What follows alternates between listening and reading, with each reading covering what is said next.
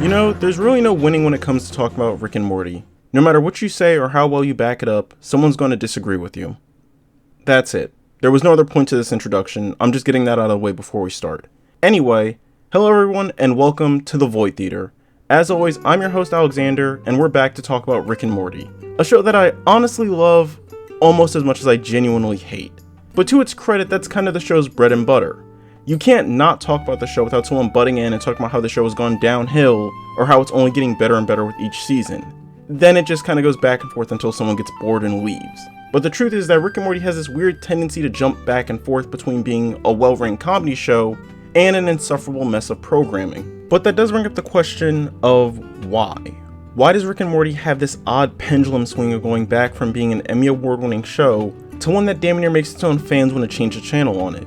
Well, that's what I'm here to discuss. When this weird change started, what's the main cause of the change, how the fans influenced it, and most importantly, whether or not it's time for the show to end. And yes, I know that last one is a major leap, but bear with me because it'll make sense the deeper we go. And as always, if you enjoyed the content, be sure to like the video and subscribe for more. But with all that out of the way, we can begin. So without any further ado, let's raise the curtain, put this show on stage, and break it down. Alright, so let's start with that first question. When did this trend of going back and forth start? And that's easy. It was season 5. Now I think I can safely say that if there's one thing the fandom can agree on, it's that season 5 on its whole was odd to say the least. Now obviously every season has some good and some bad, but season 5 was the only one where you could make the argument that the bad outweighed the good. Because let's be honest, this season is only held together by 2 episodes, a Rick Convenient Mort and Sam a Rick Jack. These 2 are the only things keeping the season from being one of the worst.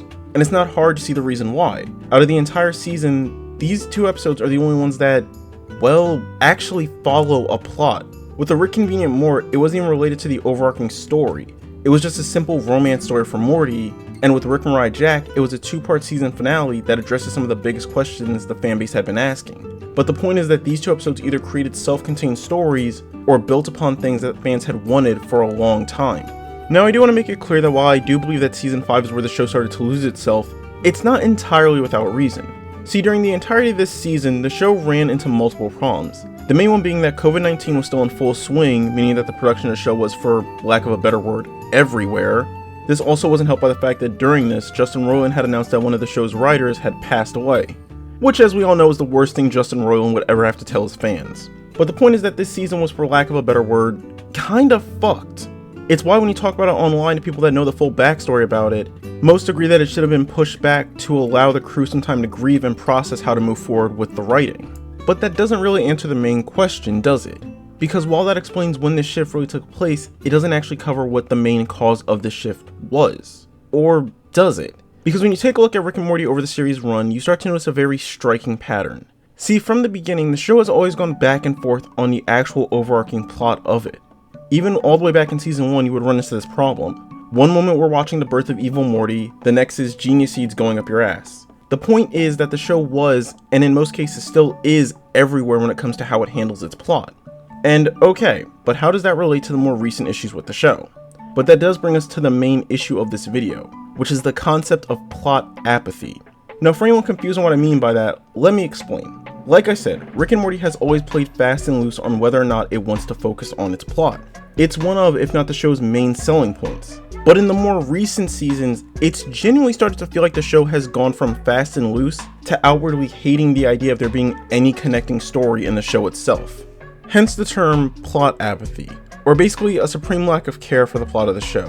Which, now that I said it out loud, is pretty much an objectively perfect way to describe Rick and Morty. Because at its core, this show genuinely does seem to hate its own storyline. Ever since the beginning, there have been multiple episodes that outwardly state that the characters, or at least Rick, are aware of the overarching issues their lives have and actively try to break free from that.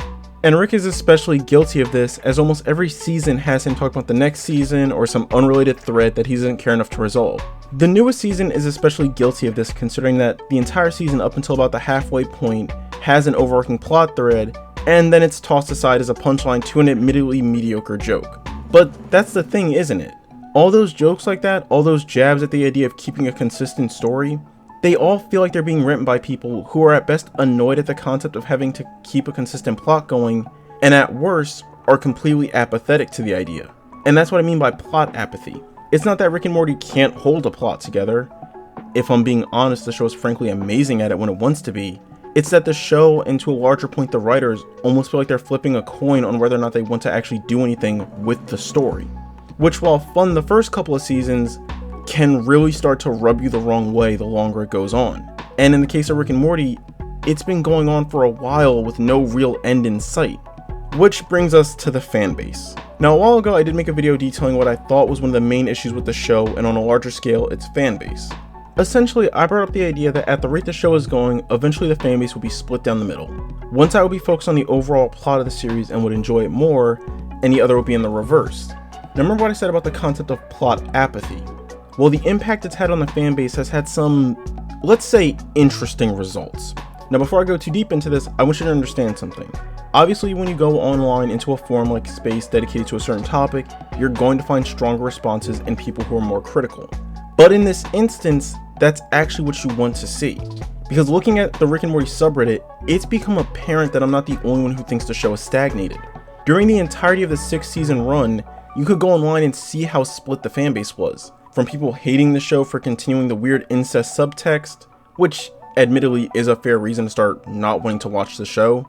No, seriously, cut the music. Look, we're all adults here. I mean, I assume we are. But we can all agree that the incest jokes have gone a little too far, right? I mean, just to compare, if halfway through this video, I started randomly talking about vor, you would have some questions, right? Now imagine if I did that 5 more times randomly throughout the video. At what point would you just tune out? Because that's what's been happening to the fanbase with this unnecessarily odd joke. When it first happened, it was something that was raunchy and so out there you couldn't help but laugh. But now it's become such an issue that you have people outright ignoring the show. And as much as a few of those fans don't want to hear it, they are in some small part to blame. Because when you look at the reception numbers for the episodes that are more random, you'll notice they tend to be much higher than the ones that are story driven. Case in point, season 3, the Rick Shake Redemption drew in around 0.68 million views, compared to Morty's Mind Blowers at 2.51 million. Both episodes are in season 3, but with drastically different view counts. And when you look at that, you start to understand why it feels like the writers are apathetic to the original plot. Because in all honesty, what's the point? Time and time again, the fans have shown that the more plot-focused episodes don't interest them nearly as much as the more slapstick-based ones. Even Rick Mirai Jack, arguably one of the most talked about episodes in the fandom, couldn't even break 1 million views when it aired on TV, which in turn leads to the team focusing on more non-plot related episodes, which in turn leads to the side of the fandom that wants those type of episodes to stop watching, which in turn leads to even more plot apathy and even lower viewing numbers. And that, my dear audience, is what you call an Ouroboros. So, with all that being said, let's address the final question. Is it time for Rick and Morty to think about wrapping it up? Now obviously this is hypothetical. The show was approved for 70 episodes and we just now crossed into the 40th one. Jesus Christ, we're with the show for the long haul. Anyway, the point is that the show isn't getting cancelled anytime soon. But just for the sake of the hypothetical, if it could, should it? And honestly, I don't know. I don't make videos like this to tell you to think either way. The point is to offer my thoughts and to nurture yours. And for me, my thought is that Rick and Morty is a weird show, and trying to sort it in one way or another is frankly more likely to infuriate you than lead you to anything worthwhile. That being said, the show does need to sort itself out, because between the insane amount of plot apathy, the amount of fans tuning out or outright ignoring episodes as they premiere, and the fact that the show's humor isn't really all it used to be, right now this show is an insane mess. And numbers don't lie, and the fact is that the show's viewership is dropping fast and hard. And even accounting for those that are streaming, it's still not where it used to be. And with the way they're going, it won't matter how many episodes they produce if they can't find a way to bring that audience back. And I don't think an anime spin-off or wherever the hell Vindicators 2 was going to cut it. My personal opinion is that Rick and Morty needs to figure out what it wants to do, and fast. But as always, we'll just have to wait and see. Somehow I get the feeling this isn't the last video I'll be making on this godforsaken show. But with that, we come to the current call on the apathy issue with Rick and Morty. I'm gonna drive myself insane talking about the show, I know I am. But as always, with the curtain drawn, I'll leave you with some questions. What would you do to improve Rick and Morty, and how would you try to encourage the audience to come back to see it again? Leave your answers down below, and if you enjoyed the video, be sure to like and subscribe for more content. Until next time, I've been your host Alexander, and I hope to see you back in my theater.